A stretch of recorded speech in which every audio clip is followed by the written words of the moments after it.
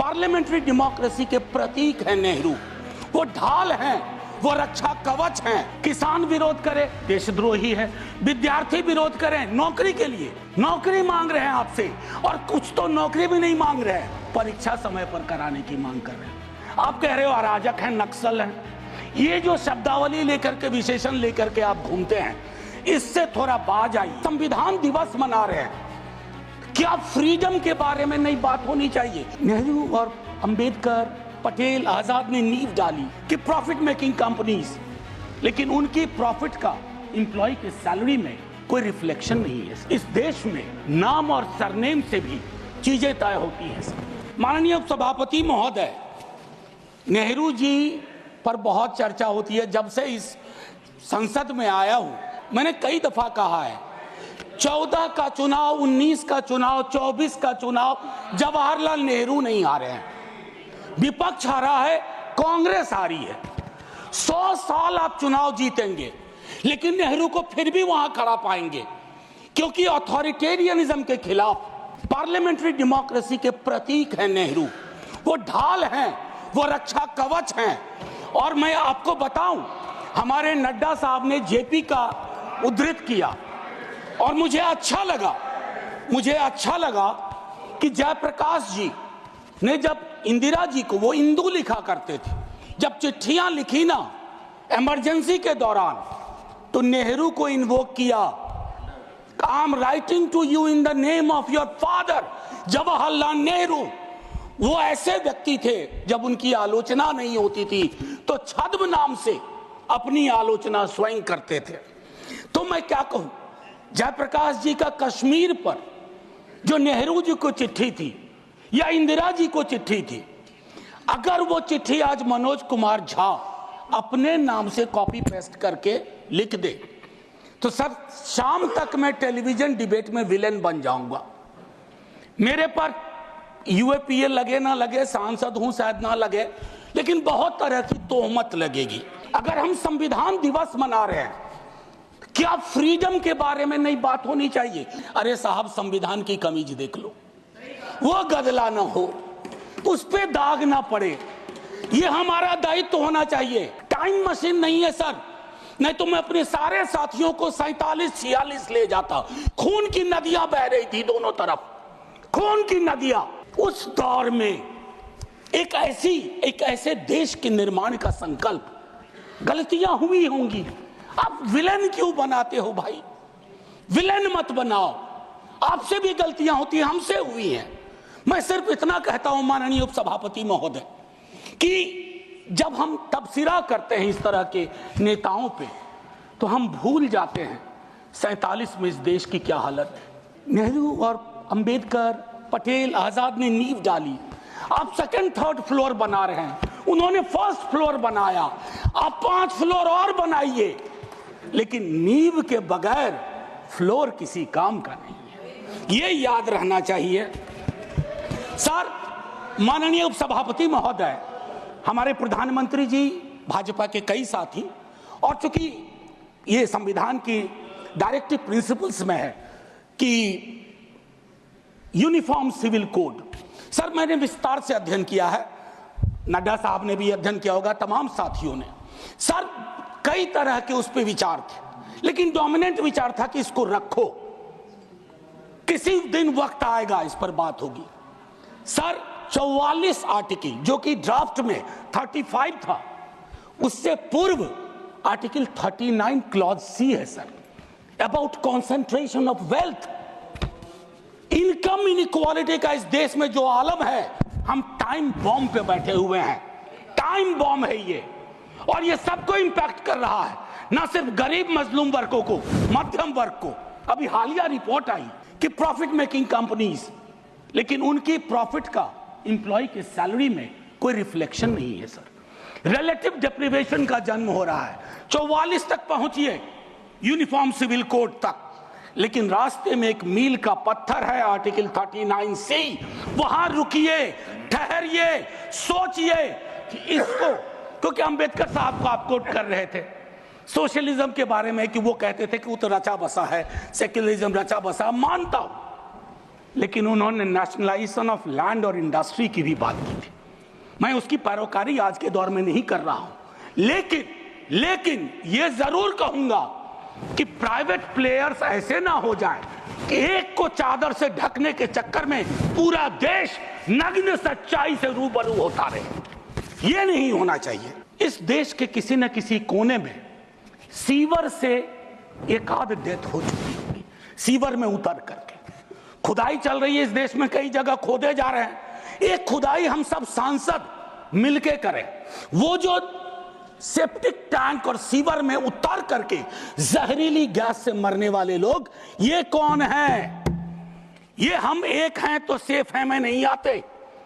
ये हमारे हिस्सा नहीं है, इसी समाज का हिस्सा है। हाँ, ये अव्वल बात है कि हमारी जातिगत सीढ़ी नुमा पदानुक्रम में वो नीचे आते हैं, उनके उन पर गौर थोड़ा हम कम करते हैं।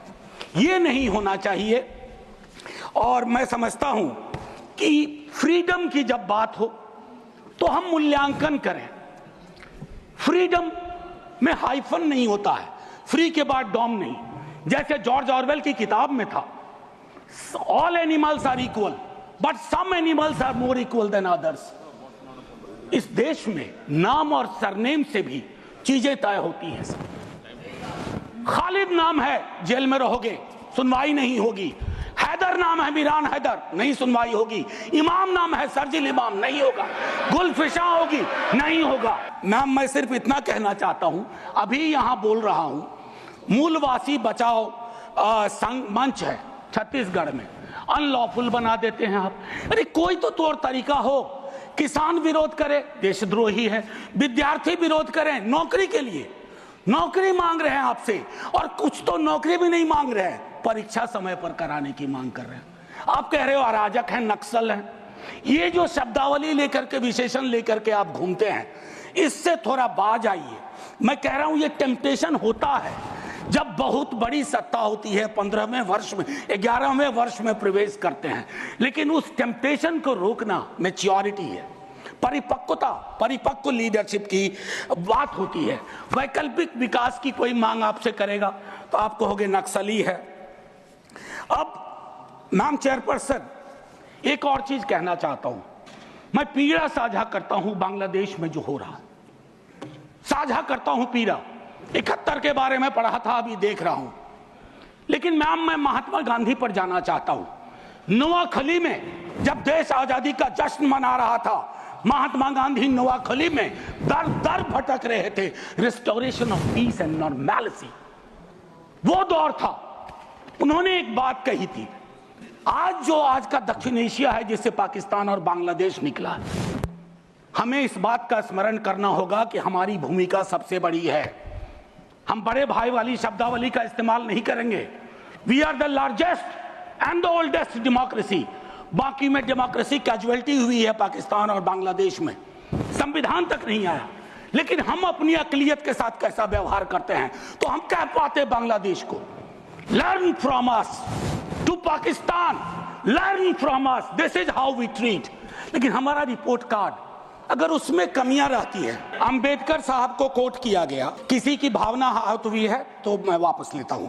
It is primarily A mode of, सुनिए, it is primarily a mode of associated living. Democracy is not simply a form of living, a form of government. Associated living, कितना इसको अपने जीवन में उतार पाए? Of conjoint communicated experience, कितना उतार पाए? जातिगत जनगणना की जब बात होती है तो बट जाते हैं हम। क्यों बट जाते हैं भाई? वर्गीकरण की बात होती है, बिना जनगणना के वर्गीकरण कैसा? एनएफएस के माध्यम से एक नई रवायत का जन्म हो गया है। एक ओबीसी की लिस्ट में क्रीमी लेयर के इंटरप्रिटेशन के लिए आप राज्यों की समकक्षता, इक्विवेलेंस को एक ऑर्डर के माध्यम से छुपा देते हैं। आपका दोष नहीं भी दूंगा, कहूंगा कि अधिकारी वर्ग के अंदर अभी भी वो मानस है कि वो रिप्रेजेंटेशन से परेशान होता है, चिढ़ता है, उसको लगता है ये यहां कहां आ गए। अभी बिहार में सर्वेक्षण हुआ, कई लोगों ने कहा हम तो इतने कम नहीं हो सकते। विजिबिलिटी और न्यूमेरिकल स्ट्रेंथ में फर्क होता है। विजिबल आप इसलिए अपने को समझते हैं ज्यादा कि आप न्यायालय में हैं, आप विद्यालय में हैं, आप सड़क पे हैं, आप चौक पे हैं, आप चौराहे में हैं, तो आपको लगता हम तो बहुत, हमें कम क्यों दिखाया गया? उसके इस रिश्ते को हम सबको समझना होगा। मैम चेयरपर्सन, और जो मैंने कहा conjoint experience and associated living. Together with that, I'll take you for a minute to what Jawaharlal ji said in the beginning of objective resolution. उन्होंने कहा, और मैं हिंदी में तर्जुमा करता हूं, कि आज जब मैं यहां खड़ा हूं तो 5000 साल का अतीत मेरे सामने खड़ा है। मैं अभिभूत भी हूं, लेकिन मेरी चिंताएं भी हैं। इन चिंताओं और अभिभूत होने के बीच किस तरह के राष्ट्र का हम निर्माण करेंगे इस संविधान सभा के माध्यम से, मैं इस चुनौती को स्वीकार करता हूं अपने साथियों के साथ। और then he mentioned oath of tennis court. मैंने इस सदन में एक दिन कहा था कि 1789 के रेवोल्यूशन के बाद जहां से लिबर्टी, इक्वालिटी, फ्रैटर्निटी आया, जवाहरलाल जी ने कहा तब के बादशाह ने वहां कमरे बंद करवा दिए कि कॉन्स्टिट्यूएंट असेंबली नहीं बैठ सकती है। एक कमरे से दूसरा कमरा, दूसरे कमरे से बरामदा, और आखिर में टेनिस कोर्ट में पूरी की पूरी असेंबली बैठी और ओथ लिया। उसको कहते हैं ओथ ऑफ टेनिस कोर्ट। उन्होंने क्यों यह उदाहरण दिया कि हमारी डेमोक्रेसी में भी कभी इस तरह के चैलेंज आ जाए तो संसद इमारत की मोहताज नहीं होगी।